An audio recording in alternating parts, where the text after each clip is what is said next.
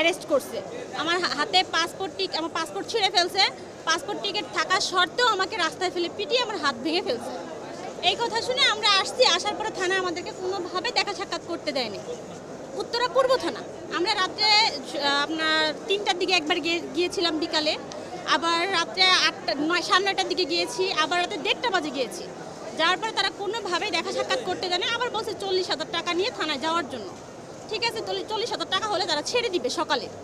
আমরা টাকা নিয়ে থানায় যাওয়া সত্ত্বেও আমাদেরকে কোনোভাবে অ্যালাউ করা হয় নাই। প্লাস আমার শাশুড়িকে, সে তো সঙ্গে এখন এখানে নাই, এমন বাড়ি দিচ্ছে এইখান থেকে এই পর্যন্ত তার একবার জখম হয়ে গেছে পুলিশ।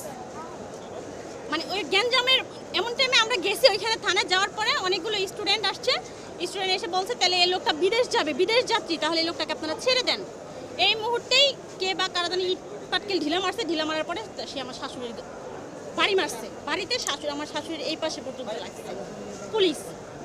তারপরে বললাম যে আপনারা 40,000 টাকা নিয়ে আসতে বলছেন, আমি 40,000 টাকা নিয়ে আসছি, তারপর আমার হাজব্যান্ডটাকে ছেড়ে দেন। আমার